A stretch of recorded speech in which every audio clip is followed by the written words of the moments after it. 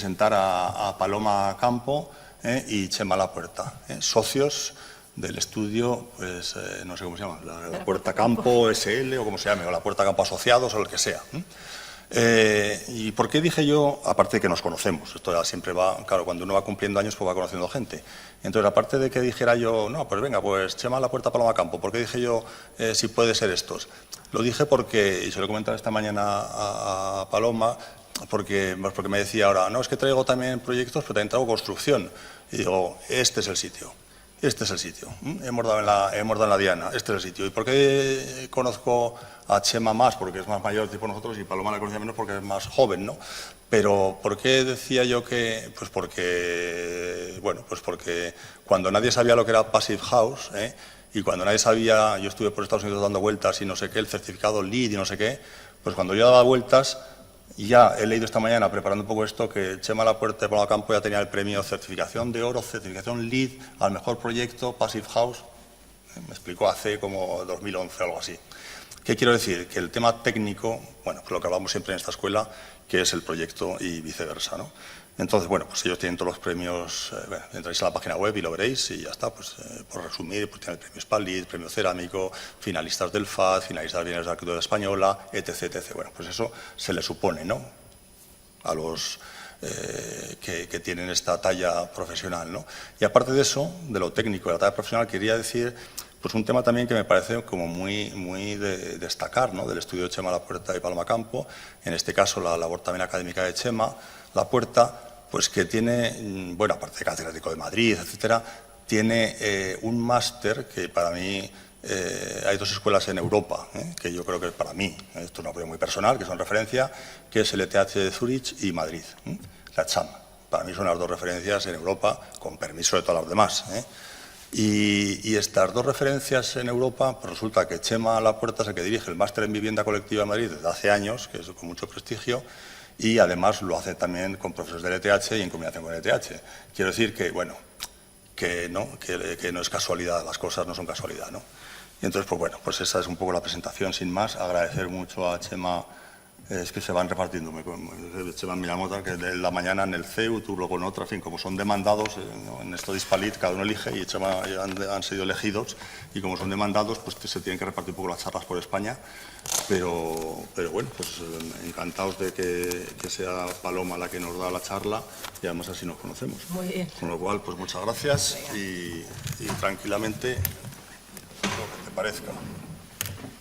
Bueno, muchas gracias, Carlos, y a todos los profesores y a los alumnos que habéis venido y a Hispalit por organizarlo. Nosotros estamos siempre encantados en venir y contar nuestra experiencia. Intentamos contar las cosas bonitas que a todos nos gusta ver y también las cosas que hemos aprendido, donde hemos metido la pata, los trucos, para que generosamente os valga a vosotros. Bueno, os vamos a enseñar 8 obras hechas con ladrillo visto. Voy a compartir la presentación. Las primeras son más antiguas y en ellas yo no participé, son de Chema y del otro socio que había, Carlos Asensio.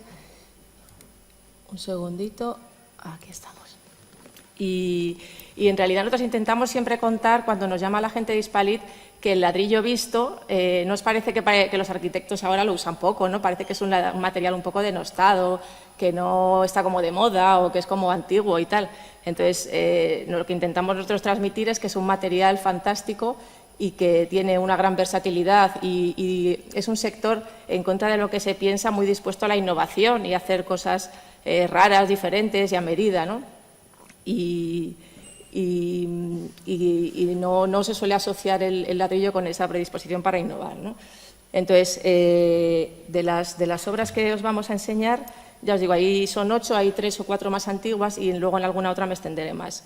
Entonces, ¿de qué va la charla esta? ¿Qué os voy a contar? Pues nos gusta empezar contando que, como decía Álvaro Alto, sabéis que hizo esta foto es de la Villa Murat Salo, una casa que se hizo para él, y donde hizo experimentos con ladrillo, unos fallidos, otros exitosos, en su propia casa, ¿no? Entonces, él decía que un ladrillo, si se usa de la manera adecuada, un ladrillo que es un material pobre, barato y sencillo, se puede convertir en oro, en un ladrillo de oro, ¿no? Depende de cómo se use.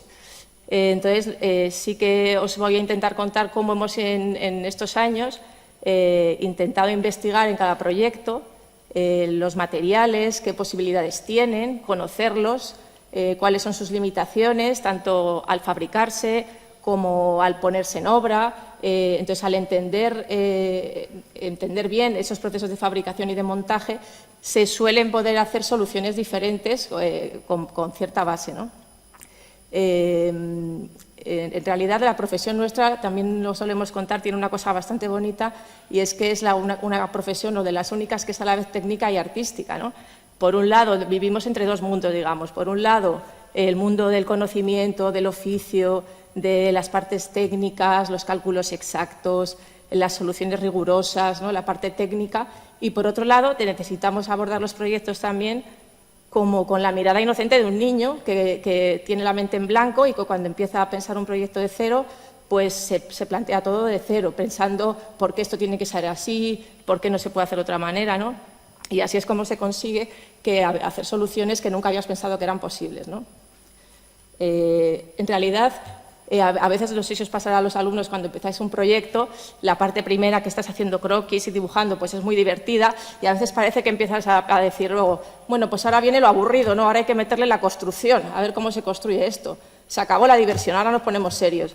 Pues a mí lo que me gustaría transmitiros es que es todo lo contrario, que la parte más apasionante, bonita y divertida de la arquitectura, o de las más apasionantes, es la parte material y constructiva, ¿no? Bueno, estas primeras obras, ya os digo que son más antiguas. Esta es una vivienda unifamiliar en Madrid, en Ciudad del Campo. Esta casa tiene 30 años, esta la hizo Chema solo. Y la gracia de esta casa, que os la enseño en parte por eso, bueno, era una vivienda en un terreno muy escarpado, con mucho desnivel. De hecho, se entra por la planta de arriba, ¿no? Y arriba están los dormitorios y abajo está el salón. Y era una vivienda donde había unos condicionantes de un presupuesto muy limitado, donde había que ir a una solución muy económica, de un ladrillo sencillo, barato, estándar. En este caso eran muros de carga, combinados con estructura dentro de pilares metálicos, me parece, y la gracia es que nos hemos encontrado que 30 años después, el cliente que ha comprado esta casa, a través de los antiguos clientes que a su vez se la compraron, al que se la hizo Chema, pues nos ha encargado de hacerle una reforma, ¿no? Y la verdad que ha sido gratificante porque, entre otras cosas, la fachada de ladrillo estaba perfecta. O sea, mira que después de 30 años podía haber tenido alguna pequeña fisura. Entonces nos hemos encontrado, y también es como reflexión para vosotros, que es un material que tiene una durabilidad fabulosa, ¿no? Es de los pocos materiales en los que se ha probado, como en la piedra, pues que duran miles de años, o sea que lo empezaron a usar los romanos, ¿no? Entonces, bueno, es una de las ventajas que tiene la cerámica, el ladrillo visto, que es un material con una durabilidad fabulosa. Y este era un ladrillo muy barato, seguro, porque era una casa con un presupuesto muy limitado. Estas otras viviendas son unas viviendas en Coslada, de protección oficial, ganadas en un concurso público. Y, bueno, aquí hay dos ladrillos también muy sencillos, muy baratos.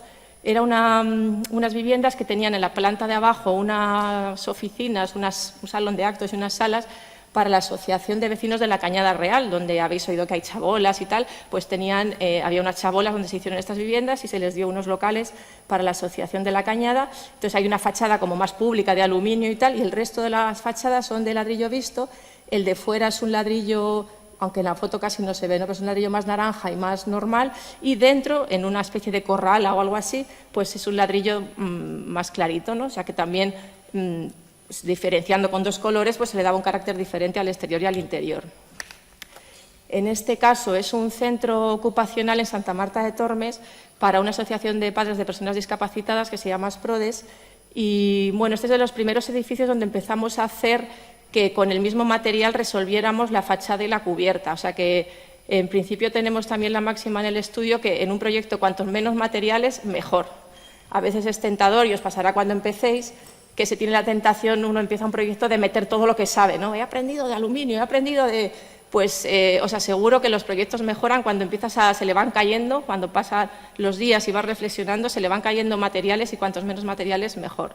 En este caso era un ladrillo de Palau, me parece, como gris plateado o algo así, y una plaqueta para la cubierta del mismo material, y es un edificio que tenía pues una zona, era un centro ocupacional y centro asistencial, digamos, una zona de un centro especial de empleo con naves de corte de madera, etcétera, y una zona de aulas.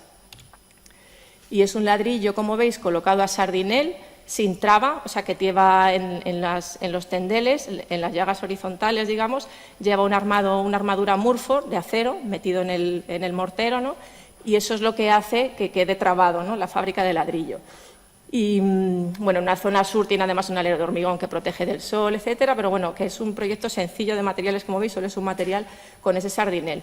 El sardinel, como sabéis, tradicionalmente se usaba en los dinteles de las ventanas porque era muy fácil de armar con acero en los huecos del ladrillo, ¿no? O sea, que se usaba más ahí, pero se puede hacer un edificio entero con ladrillo a sardinel. Este es un formato estándar de ladrillo.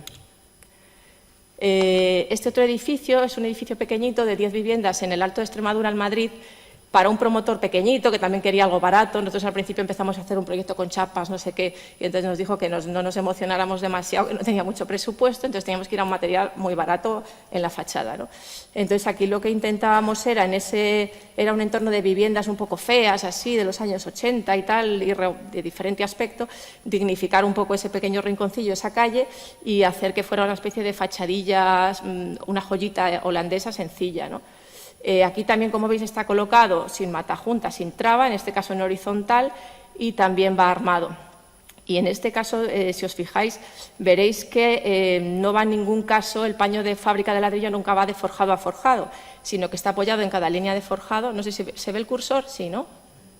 Está apoyado en cada forjado y está para arriba y para abajo, pero un poco como en el aire, digamos, como el ménsula, no está muy atado, ¿no? Además, en este caso aprovechamos, porque la normativa de esta zona de Madrid permitía hacer una planta baja como doble altura, que es esta de aquí. Entonces aprovechábamos la altura que tiene, digamos, el garaje, que no le hace falta la entrada del coche, para hacer que estuvieran algunos apartamentos escalonados, que es lo que hace que le dé ese aspecto un poco bailón a la fachada, que no están las ventanas alineadas, ¿no? Sino que hay una parte que está a una altura, otra parte que está a otra altura. Además, para cumplir el requisito de limpieza del código técnico, que sabéis que, bueno, en el estudio le damos muchísima importancia, eso para que siempre lo tengáis en vuestra vida profesional, a que todas las ventanas de un edificio tienen que poder limpiarse. Parece evidente, pero no os creéis que pasa siempre. Hombre, luego hay edificios de oficinas, etcétera, que se dejan previstas góndolas, otros sistemas, ¿no? Pero en un edificio de viviendas tienes que permitir que la gente pueda limpiar las ventanas. Entonces, el código técnico eso lo hace ya obligatorio. Entonces, estos balcones hacen que se pueda, digamos, cumplir el requisito de limpieza sin tener que hacer tampoco demasiadas particiones de ventanas, por así decirlo. Bueno, aquí veis el detalle del cargadero.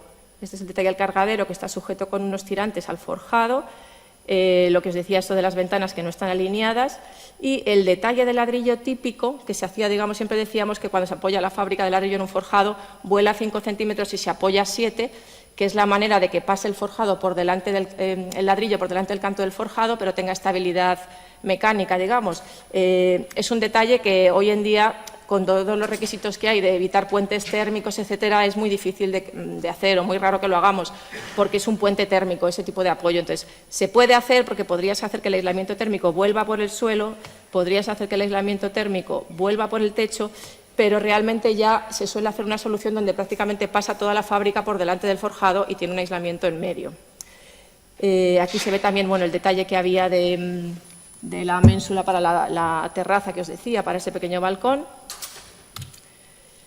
Bueno, y esto, la cerámica también, el ladrillo visto, tiene también retos que resolver a futuro. No todo es perfecto y está todo maravillosamente resuelto. Los estándares Passive House y el sello de certificación Passive House piden una serie de requisitos que con la fábrica de ladrillo es bastante complicado cumplir. ¿Por qué? Porque el Passive House, si lo conocéis un poco, ¿os han hablado algo de Passive House? ¿Os suena? Se basa en que tienes el edificio envuelto por una burrada de aislamiento como si fuera un termo. Una burrada de aislamiento igual son 18 centímetros de aislamiento, y ese aislamiento tiene que ser absolutamente continuo, con lo cual quiere decir que para hacer un edificio de fábrica de ladrillo visto Passive House habría que poner el ladrillo. Quitarla, sí, claro. Lo que no sé es quitar ya eso. Bueno, ahí yo creo que ya está. Se ve bien así, ¿no? Entonces, para hacer un edificio de ladrillo visto Passive House, habría que hacer la fachada, la fábrica de ladrillo, y con el peso que tiene, 20 centímetros separada del forjado, ¿no? Entonces, muchos fabricantes están ya empezando a investigar en soluciones. Esto, por ejemplo, me parece que es de La Paloma. En soluciones donde hay una parte que es la portante de la fábrica y una parte que es una cámara de aire. Eso exactamente no es un aislamiento con rotura de puente térmico, pero yo estoy segura que lo llegarán a desarrollar. O sea, que lo que le falta a esta pieza sería tener unos elementos de rotura de puente térmico y un aislamiento por detrás. Entonces, pues también para que lo tengáis en la cabeza, ¿se puede hacer un edificio de passive house de ladrillo visto? Sí, haciéndolo bien. ¿Se puede hacer de hormigón? También. Nosotros estamos haciendo ahora una vivienda en Pozuelo con unos prefabricados enormes que pesan 10 toneladas y passive house, y es complicado, pero se puede. Lo que pasa es que hay que entender cómo funcionan los materiales, etcétera. Ahora lo que no funciona es pasar la diapositiva. Ahora. Bueno, esto es un plano, también para que lo tengáis en la cabeza cuando os toque hacerlo. Nosotros en el estudio le damos también mucha importancia a la colaboración con los industriales, los fabricantes, o sea que los arquitectos tenemos que aprender también de todos los otros sectores que hay en la construcción y los otros agentes que hay en la construcción. Entonces, en el caso de Murfor y Geohidrol, cuando hacemos un edificio que necesita estos armados de acero en los tendeles, el departamento técnico de Geohidrol te hace los cálculos gratis, por así decirlo, te desarrolla la solución para que para la obra sepas exactamente dónde tienes que poner las líneas de armado. Por ejemplo, aquí las líneas azules son las líneas de los tendeles donde va la armadura Murfor. Los puntitos azules yo supongo que son unos anclajes que hay especiales, que ahora veréis una foto, para sujetarse a los pilares o a unas estructuras metálicas, y es una manera donde cuando hacemos un proyecto de ejecución podemos dar muy definido técnicamente el armado. No hace falta poner una partida que ponga armado Murfor según prescripción del fabricante, no, ya presentamos en el proyecto de ejecución un plano completamente definido, para que luego el constructor no pueda decir, anda, te faltaban, tenías cada 6 tendeles y son cada 3. Digo, no, pues tengo en el plano definido cómo va, ¿no? Por ejemplo, antes pasaba que no podíamos, yo soy aparejadora también, además de arquitecto, entonces me toca hacer la labor de control de ejecución en las obras. Entonces, a veces me pasaba que no era fácil controlar dónde se habían puesto las armaduras, ¿no? Cuando estás en la obra, tú ves por allí unas armaduras en el suelo, están los operarios haciendo un paño y digo, ¿estáis poniendo? Sí, estamos poniendo, pero no puedes realmente saber exactamente dónde se han puesto. Entonces, han desarrollado también Geohidrol Murfor un sistema que tiene una especie de bandas amarillas de plástico que luego se arrancan y que sirven para controlar dónde se van poniendo las armaduras en los tendeles. O sea que también se piensan soluciones para que hagan el control de ejecución a los técnicos más fácil o más sencillo. ¿Veis? Es que se ve muy azulito clarito. Esta pieza de aquí es uno de los anclajes que os decía en el otro plano. O sea que hay anclajes puntuales luego para la estructura metálica también. Bueno, aquí ya hay fotos de obra. Estos son unos perfiles, en este caso, como os decía, al estar la fábrica como tan en el aire y tal, necesitábamos unos perfiles metálicos, no sé si eran de 60 o de 80 o algo así, unos tubos, que son los que tienen esos anclajes, y ese es el detalle del cargadero donde se coloca el ladrillo, que va con unos tirantes, pues por lo que veo en la foto, de ser cada 1,5 metros o así, o un poco menos. Bueno, y ese es el aspecto final. Bueno, aquí nos pasa una cosa curiosa, y es que este ladrillo, que era de la Covadonga, si no me equivoco, venía con unas tolerancias brutales, pero diferencias igual de 13-14 milímetros de largo entre un ladrillo y otro, ¿no? Entonces, cuando llegaron a la obra los palés y tal, me dice un día el jefe de obra muy preocupado, Paloma, pues tenemos un disgusto porque nada, que no podemos hacer tu ladrillo sin traba. Digo, ¿cómo que no podemos hacer sin traba? Pues que entonces efectivamente vimos que había unas tolerancias brutales, con lo cual hacía imposible que quedaran las líneas verticales bien, ¿no? Entonces, pensando y tal, lo que se nos ocurrió es que separábamos, cuando llegaban los palés, separábamos montones de ladrillos en función del tamaño, los que tenían el tamaño número 1, 2 y 3 o 4, no me acuerdo, 3 o 4 tamaños diferentes, y así lo pudimos hacer, ¿no? O sea, como curiosidad de una cosa que nos pasó, y estuvimos a punto de no hacer el ladrillo así, ¿no? De hacerlo con la traba normal. Bueno, este es un centro cultural en Móstoles, también por un concurso donde lo que nos encargaron en realidad era tirar el que había. Era un centro cultural con muchísima tradición, porque era como de los años 70, 80, cuando se formó el barrio, con mucha vida de barrio y tal.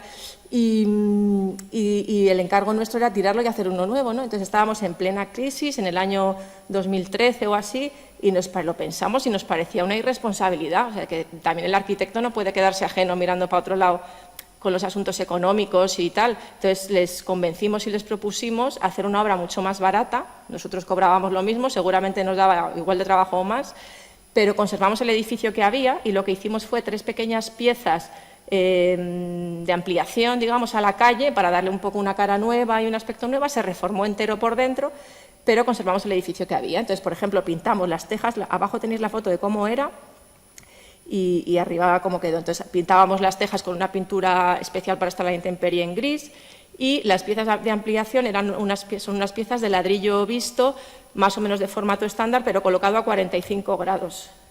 ¿Ves? Esas son las 3 piezas, una era de la biblioteca, otra era una cafetería y otra un almacén para el salón de actos. Y ese efecto de girar el ladrillo a 45 grados sí que permitía tener traba, este sí que necesita tener traba, aunque también lo armamos con Murfor. Y ese efecto de girado hace que se marquen más las líneas verticales y de alguna manera juega un poco con la fachada de atrás, que la revestíamos en ladrillo con una chapa mini honda también para aislarlo térmicamente y también, digamos, marcaba esas líneas verticales. O sea que, en este caso, un ladrillo estándar, barato, sencillo, colocado o girado, pues también ofrece otras posibilidades. Vale, en este caso es un centro de día en Toro para Asprosub, para una asociación también de padres de personas discapacitadas, y donde la parcela que les cedieron, muchas veces estas asociaciones, claro, la parcela que les cede el ayuntamiento pues no suele ser la joyita de la corona que está en el centro de Toro, que es una maravilla, sino que es una parcela a las afueras, en un polígono industrial, como raro, con chalés también raros, entonces estaba en un entorno, digamos, un poquito agresivo, ¿no? O como no para asomarse mucho al exterior. De manera que la estrategia del proyecto era un poco cerrarse hacia ese interior. Es un edificio que se enrosca un poco sobre sí mismo como una espiral y crea dentro un patio cerrado interior, luminoso y tal, pero donde se abren todos los espacios y la vida del edificio gira en torno a ese patio, a ese jardín. Y luego también tiene una gradación en altura, de manera que la parte que está a sur, a mediodía, tiene solo una planta, que es esta parte de aquí, y ahí están los más gravemente afectados, gente que va en camilla o con problemas de movilidad más graves. Y la parte que está a norte, donde subir una planta ya no es un problema para los usuarios, pues era la parte de los más leves que hacen otras actividades y pueden subir esas escaleras. Entonces, todo el edificio es bastante cerrado al exterior y solo se abren, digamos, estratégicamente algunos huecos en algún punto. Entonces, en este caso es un ladrillo, este fue fabricado por Malpesa, que es de los fabricantes con los que más hemos trabajado y que más cosas raras, digamos, nos ha hecho. Muchas veces es verdad que los arquitectos a veces tenemos la esta de que parece que nadie quiere hacer cosas raras y al revés, hay muchas veces que estas marcas vienen al estudio a vernos y nos dicen, joder, Paloma, pues pedirnos cosas diferentes, es que también para mejorar o para hacer cosas nuevas alguien nos lo tiene que pedir, ¿no? Entonces, que están muy dispuestos a hacer cosas raras, ¿no? Entonces, en este caso es un ladrillo que tiene como forma de picos. Bueno, en realidad puedo decir que no es un ladrillo. ¿Sabéis cuál es la definición de un ladrillo? Pues es una pieza que se puede coger con una mano. Pesa suficiente para que se pueda coger con una mano y se pueda colocar con una mano. En este caso no. En este caso había que cogerlo con las 2 manos porque es un ladrillo muy grande. Entonces, es como un bloque, digamos. Entonces, en este caso, el ladrillo, como veis, tiene... El ladrillo, bueno, lo primero que hay que entender es que se fabrica por extrusión. O sea, que es una boca de extrusión que saca la cerámica como si fuera un churro.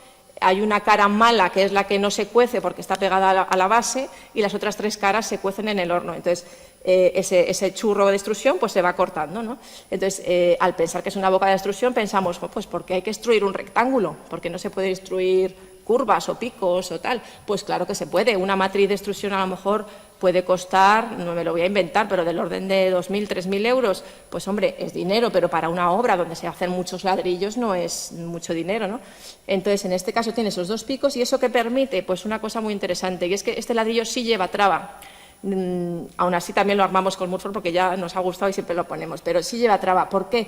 Porque veis que esta forma de esta línea tiene como una línea de sombra, ¿no? Ese rehundido está forzado para que quede más rehundido, que haga una línea de sombra. Pues en la siguiente hilada, ahí en vez de haber esa línea, lo que está es la unión entre 2 ladrillos. O sea, es como si estuviera este punto de aquí. Pero al ser tan parecido, tú cuando luego lo ves no ves exactamente lo que es una llaga vertical y lo que es un rehundido de un ladrillo. Entonces, se van disimulando esa traba, pero permite que haga una traba perfecta el ladrillo. Y luego, en las caras verticales, eso ya el departamento técnico, en este caso de Malpesa, o del fabricante que sea, son los que ya desarrollan, por su experiencia, cómo tienen que ser los huecos del interior, cuánto tienen que aligerar para que la cocción sea adecuada, para que no se desequilibre al estar en el horno, etc. Entonces, en este caso, nos recomendaron que uno de los lados fuese curvo, pero otro fuese recto, porque también en algún sitio había armado vertical en las llagas verticales. Y luego las esquinas sí que se hacían cortando ladrillo, en este caso.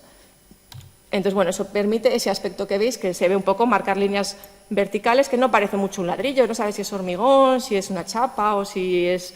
te engaña un poco, ¿no? Parece que es otra cosa.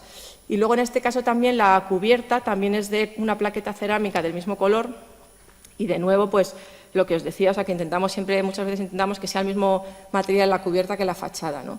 Y bueno, también en el estudio solemos tener un poco como lema que no hay materiales buenos o malos, o bonitos ni feos. O sea, los materiales, depende de cómo se usen en cada caso, pueden estar bien, ¿no? Entonces, en este caso, pues sí que intentamos resolverlo todo con ese ladrillo. Y luego, lo único que en el patio interior, ese donde se cierra, se abren todos los espacios y tal, sí que metimos un adoquín cerámico rojo para dotarle un poco de color, de actividad, que hablara un poco de la actividad del edificio en ese espacio. Vale, este es otro edificio también en Zamora, en Carvajales de Alba, en una parcela también a las afueras del pueblo, que estaba enfrente del cementerio, con una valla de cementerio, y la parcela que nos cedían medía 70 por 70, con lo cual era un proyecto que no sabíamos por dónde empezar. O sea, eso también para que lo sepáis cuando os pase a vosotros, los proyectos más difíciles, a mí me parece, y en general pasa así, son los que tienes más libertad y no tienes ningún condicionante. A que podría parecer lo contrario, podrías decir, jo, pues no, mejor, ¿no? Si tienes libertad y no te dicen nada, pues que va, es muchísimo más difícil. Esto es una parcela de 70 por 70, horizontal, sin ninguna referencia alrededor. Bueno, tiene siempre el sol, por suerte, que siempre marca una orientación, pero... y al revés, hay una frase de Moneo que decía que la mayor libertad nace del mayor rigor, y es un poco verdad. O sea, los proyectos se hacen más fáciles cuando te hacen putadas, por así decirlo, cuando tienes que resolver un acceso y el cliente te pide no sé qué, y además tienes que resolver una servidumbre de no sé qué, y además la parcela tiene inclinación y tiene una forma rara. Ahí solo resolver eso ya te va dando pistas, ¿no? Pues en este caso es que no sabíamos ni por dónde empezar, ¿no? La primera vez que fuimos, por suerte, cuando nos íbamos ya en el coche, con niebla, un frío que pelaba y tal, vimos unas vallas bastante bonitas que venían de quitar las piedras que había en la parcela para labrar las tierras para la agricultura, y esas vallas pues, nos daban una pista de que por lo menos la valla de nuestra parcela podía ser de piedra o ser parecida o algo así, que parecían como puertas clavadas en el suelo. Y bueno, esta es, como os decía, también para una asociación de padres de personas discapacitadas. Estas obras se financiaban el 80% la Junta de Castilla y León y el resto las familias, y eran dinero administrado por las familias, y han sido siempre unos clientes súper buenos, en el sentido de que diréis, ¿qué quiere decir Paloma con que eran súper buenos? ¿Sería que pagaban mucho? Pues no, pagaban normal, pagaban, pero eran muy respetuosos. Entonces nos dejaban, ellos eran muy exigentes en los condicionantes de funcionalidad, pues lógicamente necesitaban sus usos, sus baños geriátricos, el tamaño de las habitaciones, cumplir la normativa, lógicamente todo eso hay que dárselo, pero en lo demás nos dejaban mucha libertad. Entonces eso nos permite, lo digo también porque veis una planta con unas formas así torcidas y dices, pues qué raro, ¿cómo le han dejado a estos chicos hacer estas cosas? Pues sí, porque eran muy respetuosos, y entonces siempre nos gusta decir que a los clientes nos gusta darles, en vez de gato por liebre, que es el dicho este como de la picaresca y tal, a ver si te engaño, pues al revés, dar liebre por gato. O sea, yo te doy lo que me pides, que es no sé cuántos metros cuadrados, no sé qué, con tal funcionalidad, con no sé qué, y además algo más, pues en este caso eran unos espacios que nos parecían interesantes, todas estas piezas alrededor. La residencia, la parte de las habitaciones, está alrededor del edificio, formando como este marco así cuadrado, rectangular, y dentro aparecen unos gestos como más libres, más marchosos y tal, que son todas las piezas de centro de día donde están pues, el comedor, las aulas, el taller de actividades de la vida diaria donde aprenden a hacer la cama, la sala de la tele. Entonces, esas piezas eran un poco más libres, como unos gestos más libres, casi como gestos que conectan espacios, circulaciones y tal, y rodeados por ese marco más regular, ¿no? Entonces, estos picos empezaréis a pensar, ¿y cómo habéis resuelto lo del ladrillo con estas formas tan raras? Pues en este caso, la parte de innovación viene un poco por las piezas especiales. ¿Qué quiere decir? Pues que bueno, el ladrillo normal, en este caso está colocado a sardinel, es un ladrillo de medio pie, es una fábrica de medio pie, el ladrillo medía 24 por 12 por 10, o sea que esta medida, que es el ancho, mide 10. Entonces, el ladrillo, el 90 y muchos % es un ladrillo normal, donde la extrusión va en el sentido horizontal, digamos, de la fachada, pero las esquinas las fabricábamos con unas piezas que se extrusionaban en el sentido vertical de la colocación y venían premarcadas de fábrica para cortar. No sé si veis ahí como unas hendiduras, ¿la veis? Que viene debilitado ya por el molde el ladrillo, entonces de manera que cuando llegaban esas piezas a obra, con una paleta se cortaban y de cada pieza se sacaban dos. Había dos tipos de piezas de esas. Las que valen para las esquinas a 90 grados, que es esta de aquí, que son las que hace la esquina a 90 grados, de cada una se sacan dos, y luego las que valen para los que son el ángulo, digamos, obtuso o agudo, que de cada pieza se sacaba una del ángulo agudo y otra del ángulo obtuso. Y luego la cuarta pieza es el vierteaguas de la albardilla, y esa es la tercera pieza especial, y la cuarta la plaqueta. O sea que realmente con 5 piezas se hace toda la envolvente, la cubierta, la fábrica, las esquinas, todo eso. También va armado dentro con armado Murford.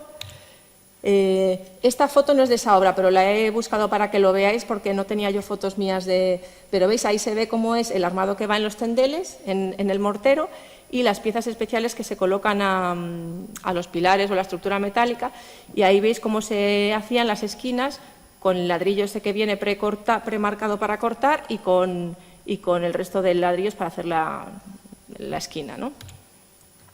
Bueno, y esta es una foto que he encontrado de esta obra, que ya tiene unos años, que me ha hecho gracia cuando la he visto porque estos andamios hasta están prohibidos. No sé si dais algo de seguridad o tal, pero es verdad que no es el campo estrictamente de los arquitectos, aunque también podemos llevar la coordinación, pero para que os suenen cosas. Por ejemplo, este andamio, ¿por qué está prohibido? Pues para empezar no tiene barandilla este tío, o sea que se cae para atrás y se pega una buena torta. Luego, no tiene rodapié, los andamios ahora tienen por ley que llevar un rodapié para evitar que se caiga la herramienta.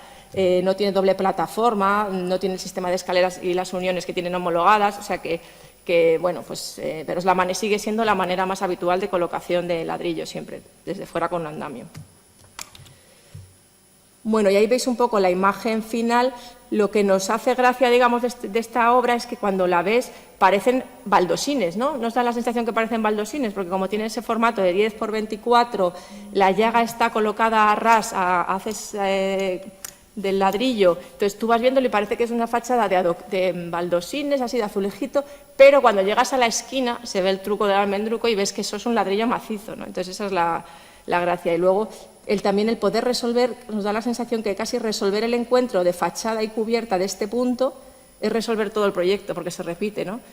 Que eso también es importante. Cuando en un proyecto hay algo que se repite, ya sea una ventana, un detalle constructivo, tiene que estar súper pensado, súper exacto, súper calibrado, porque si lo haces bien, la repetición la repites muy bien todas las veces, pero si hay un error en algo que se repite es un problema gordo, ¿no? Bueno, y esta es la última obra. Luego, si queréis que volvamos a alguna con más detenimiento, me decís. Estas son 5 villas de lujo en Puerta de Hierro, que fue un encargo un poco raro, porque un cliente extranjero georgiano desembarca en España para montar una promotora de lujo y nos pide que hagamos 4 chalés de lujo sin saber para quién van a ser, que es una cosa muy rara. Nosotros se lo dijimos, que se iba a estrellar un poco, porque normalmente la gente que compra una casa de este nivel de caras se las suele querer hacer, ¿no? Pero bueno, pues apostó por eso. Ahora mismo están todas vendidas ya y así fue un encargo extraño, ¿no? Que es 4 villas de lujo para alguien que no conoces, ¿no? Y en este caso la parcela tenía muchísimo desnivel, tenía 8 metros de desnivel desde el punto más alto situado a sur, que es por aquí, hasta el punto más bajo situado a norte, que es por aquí, y a su vez otros 5 metros a la calle Guisando, que es esta calle de aquí, ¿no? La calle es esta y el resto son parcelas colindantes. Entonces, eso era un condicionante, lo que os decía, pues es un condicionante, pues lo pasas mal para resolverlo, pero se puede hacer un proyecto mucho mejor que si no la tuvieras ese condicionante, ¿no? Entonces, cada jardín de cada plataforma, de cada casa, cada jardín, está a un nivel diferente y están escalonados entre sí, no están al mismo nivel. Y la cota en centímetros de cada una de esas plataformas se decidió como un asunto muy vital en el proyecto, muy importante, porque cada cota afectaba a otra. Para no asomarse cada una de esas casas quiere, digamos, tener su mejor orientación, su privacidad, que no se asome otra, ¿no? Entonces, en este proyecto siempre contamos que empezamos un poco como por el final, en el sentido que empezamos por pensar el futuro, cómo van a ser las privacidades de este que se asoma a esta parcela o de este que se asoma a esta, este que querría tener sus vistas pero que no le vean. Entonces, esas necesidades particulares de cada parcela, que a menudo son como desacuerdos entre vecinos, que luego se pelean porque me miras para acá, porque tu casa está más alta, porque tal, empezamos a pensarlas desde el principio. Entonces, la vegetación y la jardinería se convirtió en algo muy importante junto con esos niveles de las plataformas, ¿no? De cómo cada uno tiene su jardín orientado a mediodía, bien orientado, soleado, pero no se asoma y no le quita privacidad a otra parcela, ¿no? Entonces, ese asunto fue muy decisivo al principio y le dimos muchas vueltas, y el resultado final es que cada jardín, todo se va adaptando a la topografía natural más o menos, pero cada casa tiene su jardín orientado a mediodía y no le ven las otras parcelas, ¿no? Luego cada una intentaba sacar, digamos, provecho de su situación particular, de sus ubicación particular y de su situación específica, ¿no? Entonces, pero a su vez usan como soluciones arquitectónicas un poco similares. Entonces, al final les da aunque son las 4 diferentes, porque todas son diferentes, pero sí que tienen una cierta relación de parentesco, ¿no? Hay cosas que recuerdan una a la otra, de cómo es un voladizo, de cómo es la forma de la cubierta, ¿no? Entonces, intentábamos que fueran un poco distintas, pero con un aire de familiaridad o algo así. En este caso es un ladrillo de formato inglés, que es un formato un poquito más pequeño del habitual. Es un ladrillo que mide 10 por 22, me parece, y la altura eran 7. Está colocado a tizón, o sea que es un muro de un pie. El resto de casos que hemos visto son muros de medio pie, menos el primero, que eran muros de carga, ¿no? Entonces es un ladrillo colocado a tizón de un pie, también va sin traba. En este caso la llaga va rehundida. Hicimos varias pruebas. Nosotros, como el cliente estaba fuera de España, pues cuando vino le preparamos una muestra, creo que luego tengo una foto, que contratamos nosotros a un albañil y compramos unas plantitas en el vivero para ver el efecto de cómo quedan las enredaderas, porque ahora mismo están muy llenas de enredaderas. Estas fotos son de cuando se terminó la obra, están ahora más bonitas. Y entonces decidimos que al tipo de cerámica esta le iba más el que fuera la llaga rehundida, le daba un aspecto como de tacos de cerámica de terracota antigua o algo así, ¿no? Y luego el que sea un muro de un pie tiene la ventaja que al llegar a la ventana, la carpintería de aluminio la colocábamos normalmente de haces interiores. Entonces, ¿eso qué hace? Pues que al estar la carpintería de haces interiores se ve el espesor del muro, ves que es un muro de 20 centímetros, luego se ve una arquitectura más masiva, más pesada, te habla más de la arquitectura tradicional si quieres, mientras que una ventana puesta a ras de exteriores de fachada, como le pasa por ejemplo a esta que está donde el hormigón, pues te habla más de una arquitectura más moderna o contemporánea o algo así. Y luego hay muchos paños muy ciegos para evitar eso de que se asome una casa a la otra, que bueno, a lo mejor al principio nos parecía que eran un poco agresivos y tal, pero lo cierto es que ahora ya llenos de plantas pues están bastante bonitos y eso permite que no se asome una casa a la otra. Entonces, lo que sí pasa en algún sitio, veis que hay unas Velux en la cubierta también es de plaqueta cerámica del mismo material. Entonces, veis que hay una Velux en algún sitio, eso en concreto es un vestidor, por ejemplo, de esa vivienda del dormitorio principal. Pues la luz, donde queríamos luz pero no asomarnos, la dábamos con esos Velux en la cubierta. Esa es una imagen inicial de cómo queríamos que fuera, porque hay una situación de una piscina como de borde libre, y esa es la situación final. Entonces, bueno, a veces en este proyecto nos daba muchas veces la sensación que estábamos diseñando una casa para un jardín ideal, en vez de al revés. O sea, que en estos proyectos el jardín tiene casi tanta importancia o más que la propia vivienda, ¿no? Entonces, la relación de cada espacio, de cada estancia, de dónde tienes el porche con la piscina, dónde hay un sitio a la sombra, pues todos esos espacios exteriores, el irlos pensando relacionados con el interior de la vivienda, desde el principio tenía mucha importancia. ¿Veis? En este caso, esta barrera de cipreses muy grandes que trajimos de fuera de España, de 10 metros, están ocultando las vistas de otro edificio que hay al lado, por ejemplo. Entonces, permite que te tapen completamente las vistas de ese bloque de viviendas. De alguna manera, al usar ladrillo visto con hormigón, nos gusta bastante porque nos recuerda un poco, el hormigón no deja de ser como una piedra, ¿no? Te recuerda un poco al granito y el uso en Madrid sobre todo, el uso del granito de la Sierra de Madrid con ladrillo lo tenemos bastante asimilado en las venas. Entonces, el uso del hormigón con ladrillo, pues nos ha parecido que es muy familiar, como si estuvieras haciendo un edificio de granito con ladrillo, ¿no? Bueno, aquí también hay piezas especiales. En este caso, al principio pensamos en hacer unas piezas también que vinieran premarcadas para cortar en obra, para hacer esos picos raros, y al final no lo hicimos así, pero porque en el estudio de costes que hicieron, esto es una cerámica de la Covadonga, que además esta gente de la Covadonga, cuando empezamos el proyecto, buscamos quién tenía el ladrillo más rojo oscuro de España, que pudiéramos encontrar, ¿no? Buscando un poco el aspecto de estos ladrillos ingleses, muy oscuros, o que hay en el norte de Europa, y lo cierto es que no los hay tan oscuros, porque no hay arcillas tan oscuras en España. Incluso miramos lo que costaba traerse arcillas en un barco desde por ahí, pero ya era un poquito demasiado. Entonces, la Covadonga, ellos nos decían que tenían el ladrillo y era así, más oscuro, más rojo intenso que había aquí, y por eso les escogimos. Y porque también podíamos hacer la forma de estas piezas especiales a medida.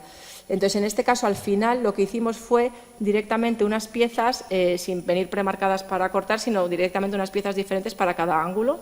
Ahí las veis, yo creo que esto eran pruebas que hicimos al principio, y es una cerámica, es clinker y tal, pero tiene un aspecto como si fuera porosa, o sea, tiene textura, como si fuera una terracota un poco antigua o algo así, ¿no?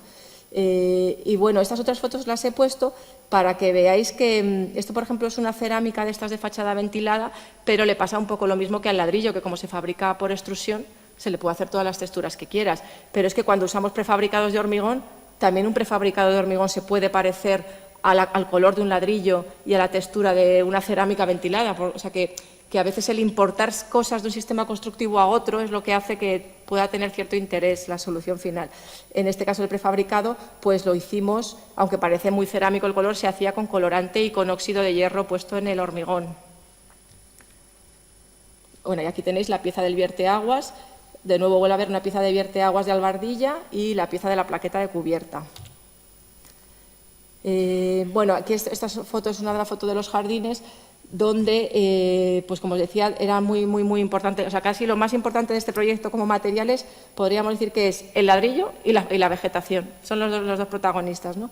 Siempre intentamos que haya, como habéis visto, algún material protagonista, ¿no?, en cada proyecto. Entonces, aquí es el ladrillo y la vegetación, porque había situaciones pues como esta, de una piscina de borde libre que te asomas a la Sierra de Madrid, en alguna de las casas había como una montaña que existía, digamos, el terreno así, y que esa montaña se elevaba y llegaba como un jardín inesperado hasta la cota de los dormitorios, aparecían árboles a norte esculpidos, así como una escultura para taparte las vistas del vecino, otros árboles de hoja caduca para que proteger del sol en verano, pero que en invierno amplían el espacio del jardín.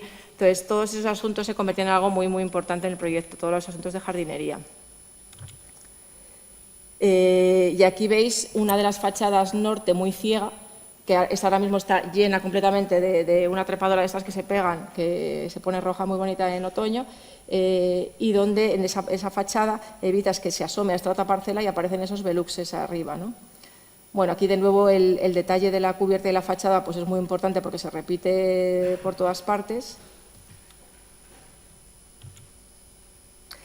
Bueno, aquí nos pasó una cosa curiosa con la puesta en obra, y es que, bueno, en el gremio de los carabisteros pues llevan muy a gala la exactitud cuando tiran las cuerdas horizontales para hacer cada hilada, pues tiran sus cuerdas perfectamente niveladas, eso lo tienen controladísimo, pero no hay costumbre de tirar plomos verticales, y en este caso, cuando empezamos, vimos que era necesario cada 1,5 metros, 2 metros, tirar algún plomo vertical, porque de nuevo había ciertos asuntos de tolerancias que las llagas verticales empezaban a parecer un poco la carretera de Soria. Entonces, tuvimos que revisar cómo hacer el control de ejecución para comprobar la verticalidad también de las llagas, ¿no?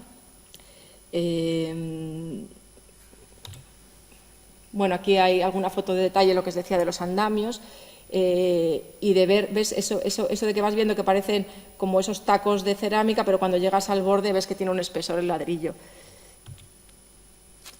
Bueno, ese es el detalle constructivo, Bueno, mira, esto sí os voy a contar una cosa, un problema que nos pasó para que nos pase a vosotros. No es en esta obra, fue en la primera que os he enseñado, la de la cubierta gris. La composición de estas cubiertas para hacerlas acabadas en cerámica inclinadas, las que hemos desarrollado después de años de probar cosas y tal, es una cubierta invertida, o sea que tiene el aislamiento encima de la tela, digamos que el aislamiento se moja, por así decirlo, con el agua de filtración. Entonces, en primer lugar está la tela asfáltica, una doble capa de tela asfáltica de 4 kilos o 4 kilos y pico, sujeta al soporte. Luego hay un geotextil. Luego hay una capa de aislamiento, que esas capas cada vez son mayores. En las primeras obras que yo hice en el estudio igual poníamos 6 centímetros de aislamiento y hoy en día para cumplir la normativa tienes que poner 10, pero es que si quieres cumplir un estándar Passive House tienes que poner 20. Entonces empiezas a poner unas capas de aislamiento ya muy gordo, esas capas de aislamiento tienen que estar pegadas entre sí, incluso pegadas. Hay unos aislamientos de estos de XPS de poliestireno extruido que traen un ranurado y ese ranurado aumenta la adherencia cuando se le pone un producto adhesivo a la tela asfáltica. Entonces, bueno, después de ese aislamiento ya lo que solemos poner es otro geotextil, una capa de compresión armada de 4 o 5 centímetros y luego ya la plaqueta adherida con un adhesivo de altas prestaciones tipo Laticret o así, con látex, ¿no? Que son impermeables y tal. Entonces, en esta obra, primera que tuvimos un problema, lo que nos pasó cuando empezamos a colocarla es que la cubierta hizo así, se deslizó enterita, 20 centímetros. ¿Por qué? Porque por la inclinación que tenía y el rozamiento del geotextil o el no rozamiento suficiente del geotextil con la tela, pues podía deslizar, era un peso separada la capa de compresión que podía deslizar. Entonces, desde entonces lo que hacemos es colocar como si fueran unos tetones, unos recrecidos, quitándole un poquito de espesor de aislamiento cada 2 metros o así, que hacen, por así decirlo, como de frenos, o sea, que hacen que quede adherida toda esa capa de compresión con el aislamiento debajo, que podría tender a deslizar, que quede adherido.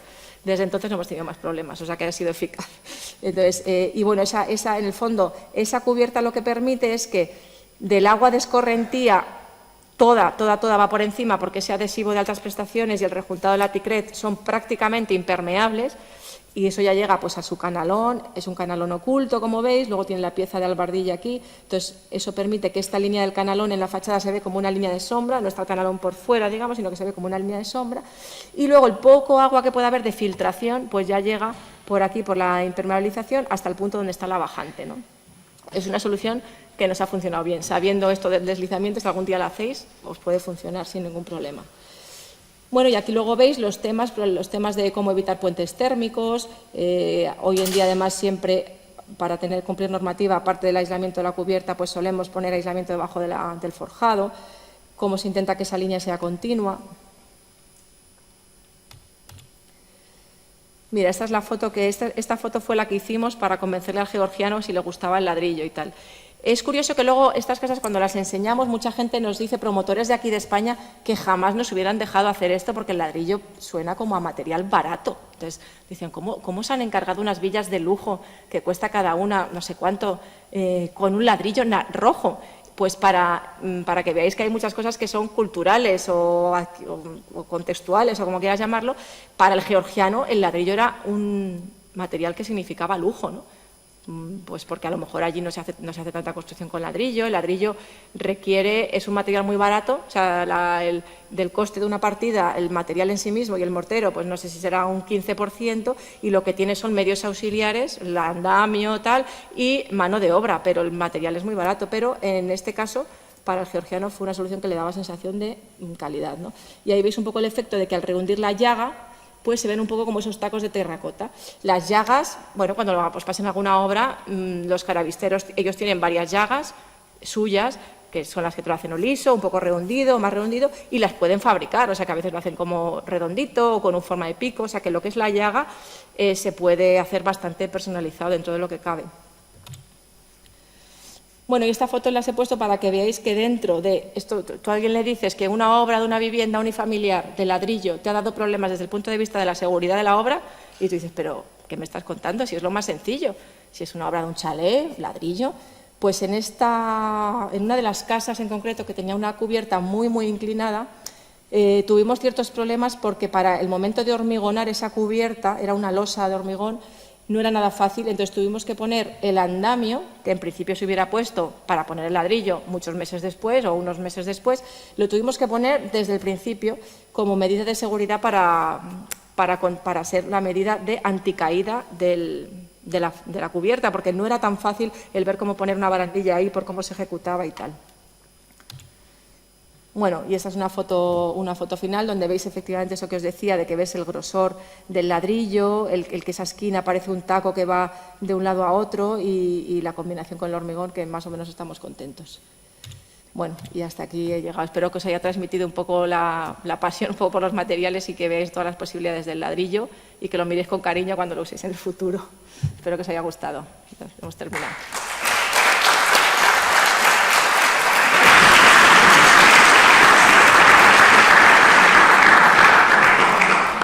Bueno, se me olvidó decir al principio que es obligatorio que preguntéis, o sea que, a ver, ir preguntando alguna cosa. Venga, animaros. ¿Nada?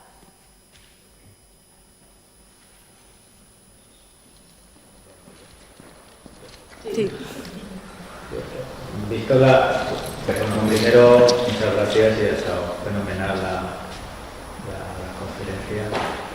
Hay un tema que creo que también tiene incidencia compositiva, es muy constructivo, pero visto tantos casos que habéis estudiado y tantas posibilidades, que es el tema de las juntas en la fábrica.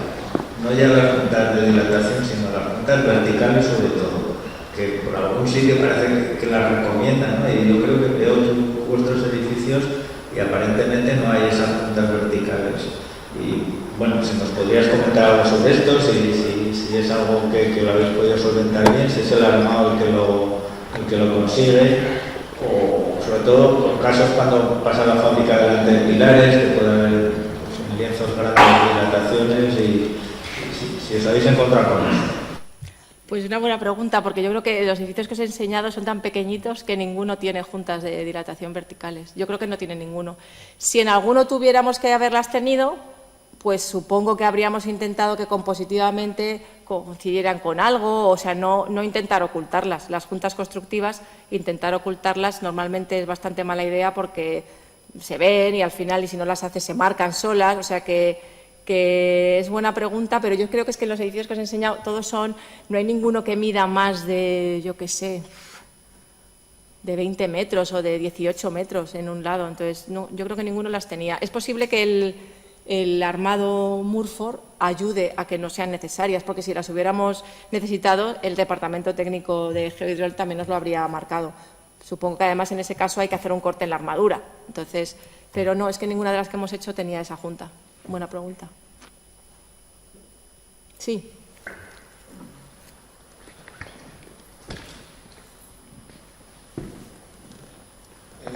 En un momento en el que la industrialización está tan a la orden del día, ¿hay alguna causa privada de que montas el anillo pueda ser exactamente? Porque yo desde mi punto de vista como que todavía sigue el operario que va poniendo el anillo al anillo.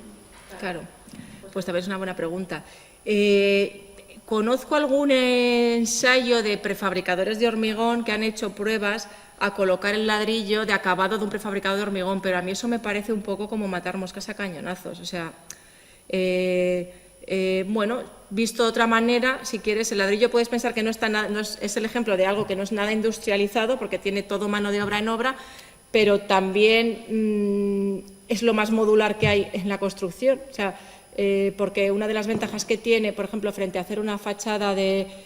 Ahora en esto de Passive House hay muchas fachadas ligeras, como tiene que haber tanto aislamiento como os decía, pues la tendencia es que luego la capa final sea una fachada muy ligerita de cerámica de estas tipo, bueno, de fabricantes tipo Porcelanosa, Saloni o cualquiera de esos, que son piezas muy grandes. Entonces, esas piezas te obligan ya a unas modulaciones complejas para que no salgan faltas, para que no... Y entonces, la ventaja del ladrillo es que al ser pequeñito, pues permite una modulación muy sencilla.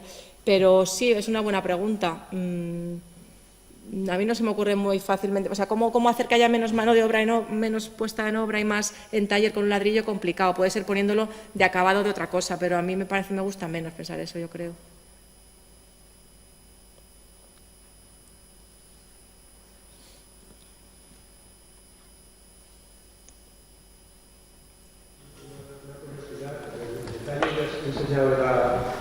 de la cubierta, Sí. el detalle que has mostrado en el utilizado de plaqueta cerámica, no me enteraba, no sé si lo has dicho, el canalón, ¿qué material es? El canalón de chapa. De chapa o de zinc, pero sí de chapa. Y está cogido por la propia cerámica. Claro, tiene un... Eso es, tiene un... movimiento para que dilate. Claro, tiene un babero de unos 40 o 50 centímetros que se meten debajo de la plaqueta y luego tiene su forma de canalón y otra pequeña pliegue, digamos, para hacer el ala que está encima de la fábrica. Los canalones, el problema eterno sin solución de los canalones son las juntas entre los tramos de canalón, que hay pues 1000 soluciones y ninguna buena, o sea, realmente, pero pues ponerle un cachito debajo de los dos donde se une y sellarlo, solaparlo uno encima de otro y sellarlo.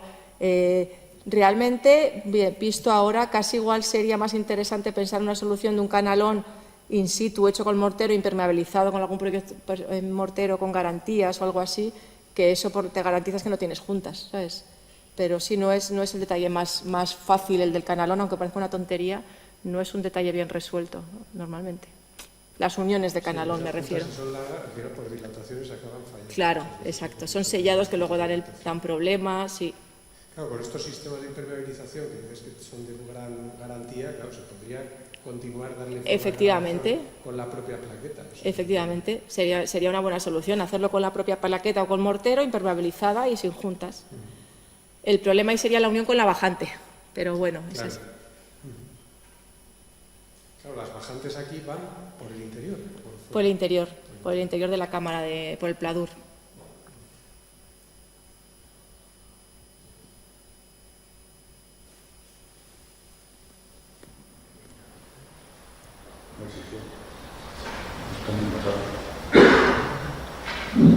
Y nos hemos dejado a todos con este orato, unos cuantos, porque vamos a contar por este detalle, porque realmente luego, o sea, con eso también se ha de la inclinación, nos ha dejado realmente Colgados de detalle. colgados de detalle, sí, muy bien, nos ha dejado colgados de detalle. No, hombre, lo digo en el sentido de que está claro que investigáis como nadie en todas las formas constructivas, ¿no? Para llevar al ladrillo más allá de lo que se suele llevar, ¿no?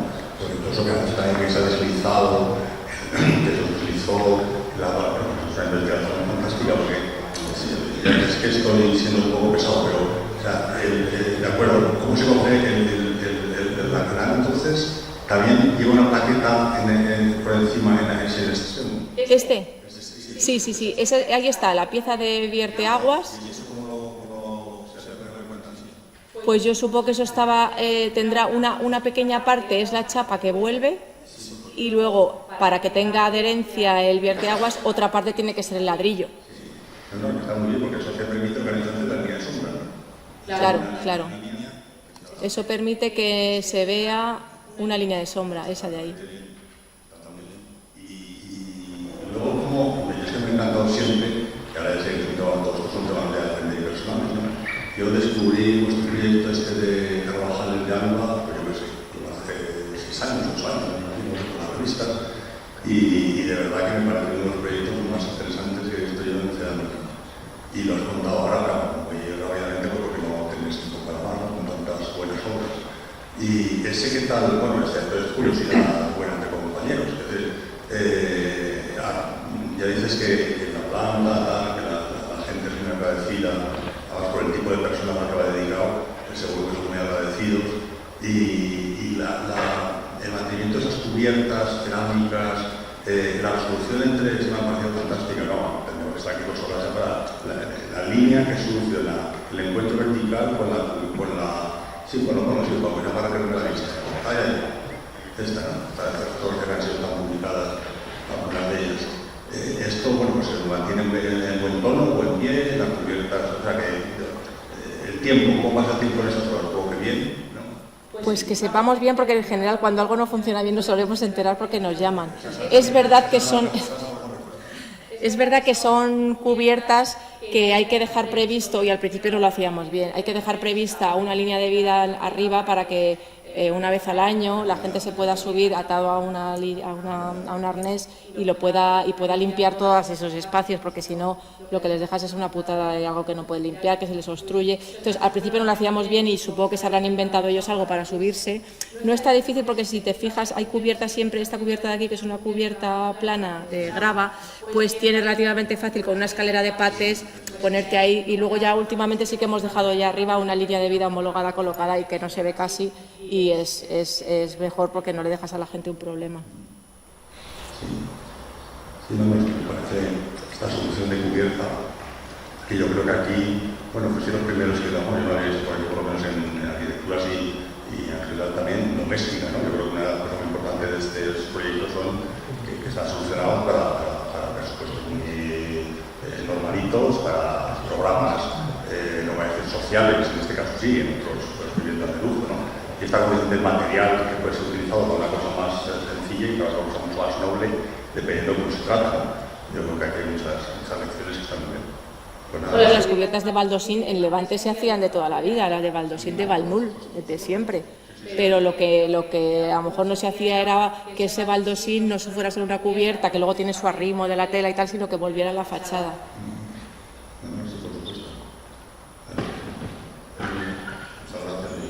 Nada, a vosotros. A ver, ¿quién alguno más quiere hablar? ¿Alguno más de estos aplicados que han venido? Han venido bajos aplicados, Bueno, como en casi todo. ¿Alguno más? Bueno, pues si no hay más, muchas gracias a Paloma y a